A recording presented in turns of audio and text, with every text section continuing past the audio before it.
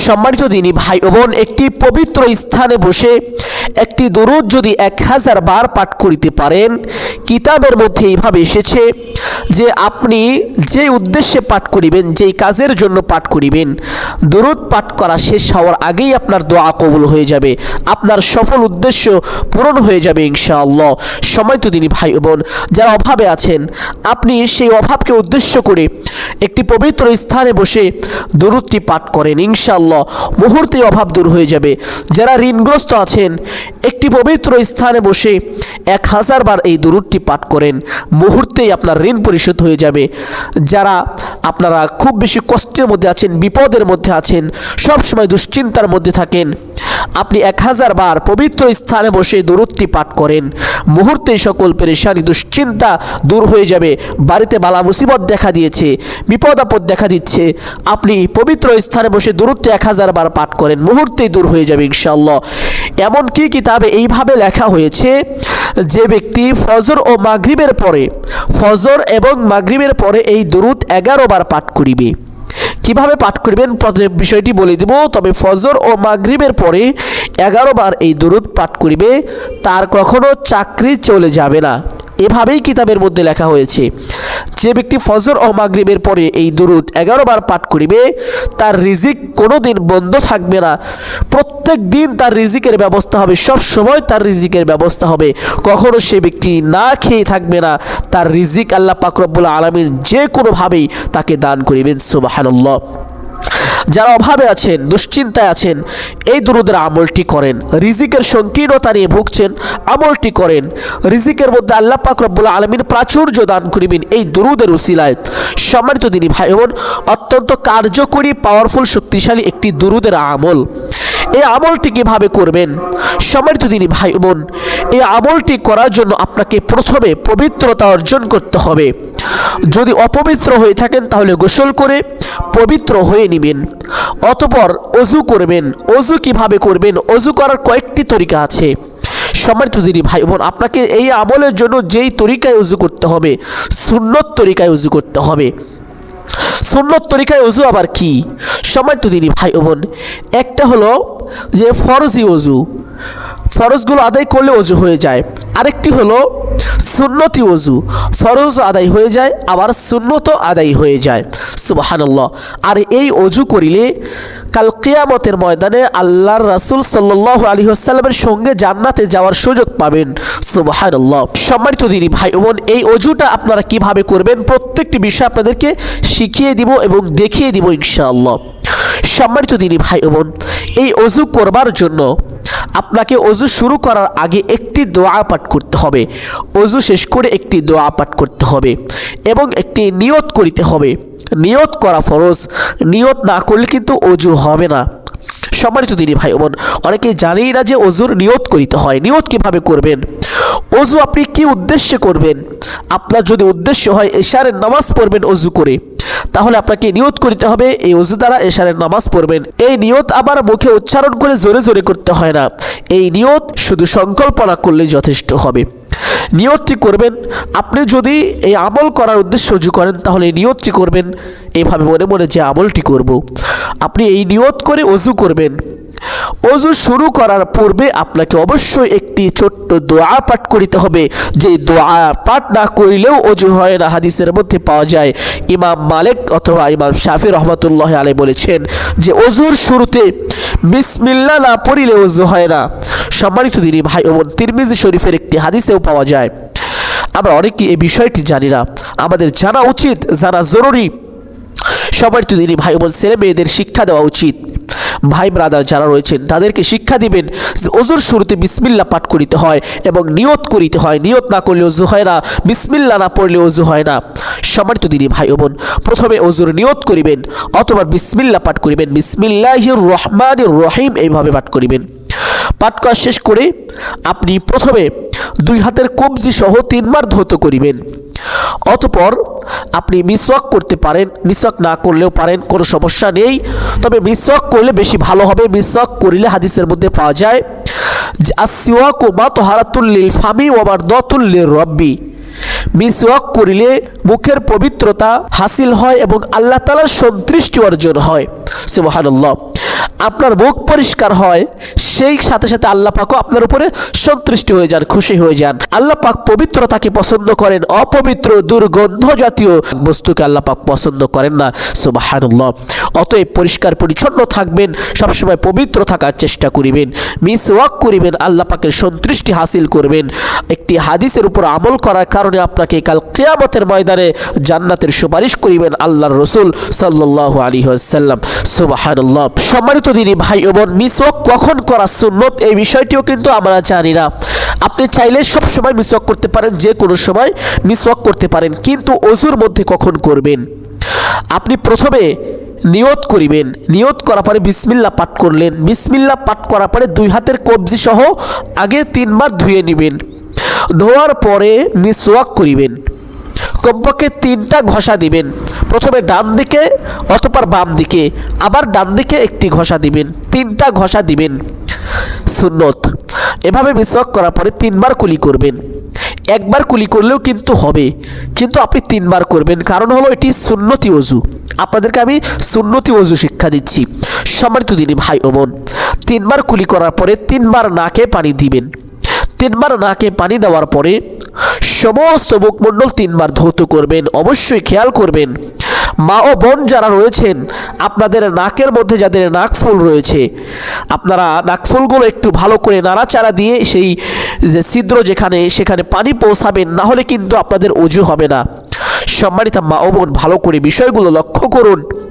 অনেক মা ও বোন এই বিষয়গুলো লক্ষ্য করেন না, আপনাদের ওযু কিন্তু হয় না। আপনারা অবশ্যই বিষয়গুলো লক্ষ্য করে নাকফুলটা নাড়াচাড়া দিয়ে পানিটা প্রবেশ করিয়ে ওযু সহি শুদ্ধ করে নেবেন। সমস্ত মুখমণ্ডল এর মধ্যে যদি চুল পরিমাণ জায়গা শুকনো থাকে, তাহলে কিন্তু ওযু নষ্ট হয়ে যাবে, ওযু হবে না। অতএব লক্ষণীয় বিষয়, মুখমণ্ডল ধৌত করার পরে 2 হাতের কোণই সহ 3 বার ধৌত করবেন। সম্মানিত দিনী ভাই বোন, আরেকটি বিষয় বলে রাখি, যাদের দাড়ি রয়েছে, তাদের দাড়ি যদি ঘন হয়ে থাকে, এমন ঘন যে আপনার দাড়ির কারণে আপনার মুখের চামড়া দেখা যায় না, তাহলে এইখানে আপনার যেই পানি না পৌঁছালেও ওযু হয়ে যাবে। আর দাড়ি যদি পাতলা হয়ে থাকে, তাহলে অবশ্যই এভাবে নাড়াচাড়া দিয়ে পানিগুলো পৌঁছে নেবেন, সম্পূর্ণ মুখটি ভালো করে ধুয়ে নেবেন। অতঃপর আর মা ও বোন যারা রয়েছেন, এক কানের লতি থেকে আরেক কানের লতি পর্যন্ত অবশ্যই ধৌত করিবেন। অতঃপর হাত ধুইবেন 3 বার, ধুয়ে মাথা মাসেহ করবেন। মাথা মাসেহ করা কিন্তু ফরজ। মাথা কতটুকু মাসেহ করবেন? মাথার 4 ভাগের 1 ভাগ মাসেহ করলে হবে। আপনি চাইলে সম্পূর্ণ মাথাটিও মাসেহ করতে পারেন। মাথা মাসেহ করার পরে 2 পায়ের টাকনু সহ 3 বার ধৌত করবেন। এইটা হলো ওযুর সুন্নত তরিকা। 2 হাত ধোয়ার পরে 2 হাতের আঙ্গুলি খিলাল করবেন, 2 পা ধোয়ার পরে 2 পায়ের আঙ্গুলি খিলাল করবেন। যেভাবে বললাম, এটা হলো ওযুর সুন্নত তরিকা। এই সুন্নত তরিকায় ওযুটি করবেন। ওযু করার পরে একটি পবিত্র স্থানে আপনি 2 রাকাত নামাজ পড়ে নেবেন, নফল নামাজ, যে কোনো সময়, শুধুমাত্র 3টা সময় ব্যতীত। 3 সময় নামাজ পড়া হারাম, নামাজ পড়া নিষিদ্ধ। এই 3 সময় আল্লাহর রাসূল সাল্লাল্লাহু আলাইহি ওয়াসাল্লাম সাহাবীদেরকে নামাজ পড়তে নিষেধ করেছেন। এই 3 সময় নামাজ পড়বেন না। এই 3 সময় হলো, একটি সময় যখন সূর্য উদিত হয়, আকাশে যখন সূর্য উঠে তখন। আরেকটি সময় হলো সূর্য যখন ঠিক মাথার উপরে একেবারে বরাবর থাকে তখন। 2 সময় চলে গেল। আরেকটি সময় হলো নিষিদ্ধ সময়, সূর্য যখন ডুবে যায় তখন নামাজ পড়া নিষিদ্ধ। এই 3টি সময় আপনারা নামাজ পড়বেন না। এই 3 সময় ব্যতীত যে কোনো সময় বসে এই আমলটি করতে পারেন। 2 রাকাত নফল নামাজ পড়বেন। নফল নামাজ কীভাবে পড়তে হয় আশা করি অনেকেই জানেন। যারা জানেন না, নামাজ শিখে নেবেন। আমার অনেক ভিডিও আছে নামাজ কীভাবে পড়তে হয়, নফল নামাজ, এই বিষয়ে আপনারা চাইলে সেগুলো খুঁজে খুঁজে বের করে দেখে নেবেন। 2 রাকাত নফল নামাজ পড়বেন। পড়ার পরে সেই স্থানে বসবেন সালাম ফেরানোর পরে। বসার পরে আপনারা যে কাজটি করবেন, আপনাদের আর কোনো কাজ নাই, শুধু এই দুরূদটি পাঠ করিবেন। সম্মানিত দিনী ভাই ও বোন, দুরূদটি আমি পাঠ করে শোনাচ্ছি, তবে আমি কিতাবের ভাষায়, কিতাব থেকে এই দুরূদের ফজিলত আপনাদেরকে বুঝিয়ে বলছি। সরাসরি কিতাব থেকে দেখিয়ে দিচ্ছি, আপনারা ফজিলতগুলো দেখুন, অতঃপর আমলটি করুন বিশ্বাসের সাথে। পাক সাফ স্থানে বসে 1000 বার পাঠ করলে গুরুতর মোকদ্দমায় ও আশ্চর্য সুফল পাওয়া যায়। সুবহানাল্লাহ। প্রত্যেক ফজর ও মাগরিবের পর 11 বার এই দুরূদ শরীফ পাঠ করলে কখনো চাকরি যাবে না ও রিজিক বন্ধ হবে না। সুবহানাল্লাহ। এই দুরূদ শরীফ 3 বার পাঠ করে এক মুষ্টি মাটির উপর 3 বার ফুঁক দিয়ে কবরের উপর ছিটিয়ে দিলে শিয়াল কুকুর দ্বারা ওই কবরের লাশ নষ্ট হবে না। সুবহানাল্লাহ সুবহানাল্লাহ। কিতাবের লেখাটি আমি আরও একবার পাঠ করে শোনাচ্ছি। পাক সাফ স্থানে বসে 1000 বার পাঠ করলে গুরুতর মোকদ্দমায় ও আশ্চর্য সুফল পাওয়া যায়। প্রত্যেক ফজর ও মাগরিবের পর 11 বার এই দুরূদ শরীফ পাঠ করলে কখনো চাকরি যাবে না ও রিজিক বন্ধ হবে না। এই দুরূদ শরীফ 3 বার পাঠ করে এক মুষ্টি মাটির উপর 3 বার ফুঁক দিয়ে কবরের উপর ছিটিয়ে দিলে শিয়াল কুকুর দ্বারা ওই কবরের লাশ নষ্ট হবে না। আমলটি করার পরে কি করবেন, দুরূদটি পাঠ করার পরে সেগুলোও বলে দিব। আগে দুরূদটি শিক্ষা করুন। সবাই তো দিদি ভাই বোন, বাংলায় লিখে দিব এবং মুখে উচ্চারণ করে ছোট ছোট করে দুরূদটি মুখস্থ করিয়ে দিব। যদিও দুরূদটি একটু মুখস্থ করা আপনাদের জন্য কঠিন হতে পারে, দুরূদটি কিন্তু সহজ, একটু বড় হবে কিন্তু দুরূদটি খুবই সহজ। মিলিয়ে আমি মুখস্থ করিয়ে দিব ইনশাল্লাহ। সকলে আমার মতো করে এভাবে পড়বেন, মুখস্থ করবেন, ইনশাল্লাহ মুখস্থ হয়ে যাবে।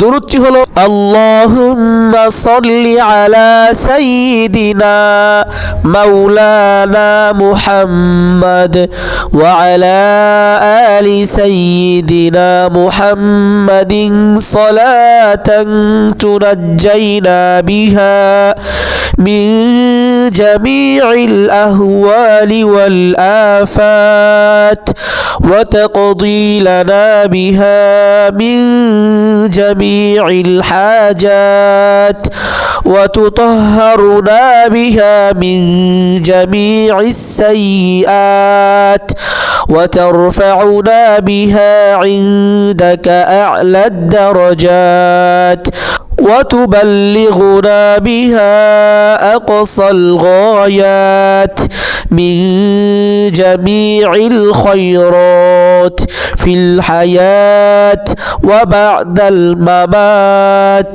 إنك على كل شيء قدير برحمتك يا أرحم الراحمين। সম্মানিত দিনী ভাই বোন, দুরূদটি 1000 বার পাঠ করার পরে আল্লাহ পাকের কাছে দোয়া করবেন। কি দোয়া করবেন, কিভাবে করবেন? আপনি আপনার যা প্রয়োজন আল্লাহ পাকের কাছে চাইবেন, আল্লাহ অবশ্যই তা আপনাকে দান করিবেন। আপনার দোয়া তো অলরেডি কবুল হয়ে গেছে, আবার যদি দোয়া করেন আল্লাহ পাক আরও বেশি দ্রুত আপনাকে তা দান করবেন। সুবহানাল্লাহ। কারণ সম্মানিত দিনী ভাই বোন, দুরূদ পাঠ করার পরে দোয়া করলে সে দোয়াও কবুল হয়, সে দোয়াকেও গ্রহণ করা হয়, আল্লাহ পাকের কাছে পৌঁছে যায়। দুরূদ পাঠ না করে দোয়া করলে সে দোয়া কবুল হয় না। সম্মানিত দিনী ভাই বোন, দোয়া কিভাবে করবেন? এভাবে করবেন আলহামদুলিল্লাহি রাব্বিল আলামিন, অতঃপর বলবেন আসসালাতু ওয়াসসালামু আলা সাইয়্যিদিল আম্বিয়া ওয়াল মুরসালিন। অতঃপর আপনাদের যা প্রয়োজন আপনারা চাইবেন। যারা ঋণগ্রস্ত আছেন আল্লাহকে বলবেন, ইয়া আল্লাহ আপনি আমার ঋণ পরিশোধ করে দিন। যারা অভাবগ্রস্ত আছেন আল্লাহ অভাব দূর করে দিন। বিপদে আছেন বিপদ দূর করে দিন। আল্লাহ পাকের কাছে চাইবেন, আল্লাহ কবুল করে নেবেন। এই দুরূদটি যদি সকাল এবং সন্ধ্যায় ফজর এবং মাগরিবের নামাজ পড়ে 11 বার পাঠ করিতে পারেন, জীবনে কোনোদিন আপনার রিজিক বন্ধ হবে না ইনশাআল্লাহ। রিজিক শুধু আসতেই থাকবে, আপনি ধনী হয়ে যাবেন। যদি ধনী হতে চান এই দুরূদটি প্রত্যেক দিন সকালে ফজর ও মাগরিবের পরে 11 বার করে পাঠ করেন ইনশাআল্লাহ। আল্লাহ তাআলার রহমত ও বরকত বৃষ্টির মতো আপনার উপরে আসবে, আপনার বাড়িতে আসবে, আপনার ঘরে আসবে ইনশাআল্লাহ। কামাই রুজিতে প্রচুর বরকত আসবে। এই দুরূদের আমলটি সকাল ও সন্ধ্যায় 11 বার করে করেন। সম্মানিত দিনী ভাই বোন, আমি আশা করছি আজকের এই আমলটি প্রত্যেকের জন্য গুরুত্বপূর্ণ ছিল, উপকারী ছিল। অতএব সকলকে রিকোয়েস্ট করে বলবো এই ভিডিওটি শেয়ার করে দিবেন, একটি লাইক করবেন এবং চ্যানেলটি সাবস্ক্রাইব করে রাখবেন এবং আপনাদের কোনো মতামত থাকলে কমেন্ট করে জানিয়ে দিবেন ইনশাআল্লাহ। পরবর্তী ভিডিও পাওয়ার জন্য অপেক্ষায় থাকবেন। ধন্যবাদ, ভালো থাকবেন, সুস্থ থাকবেন। আসসালামু আলাইকুম ওয়া রাহমাতুল্লাহি ওয়া বারাকাতুহু।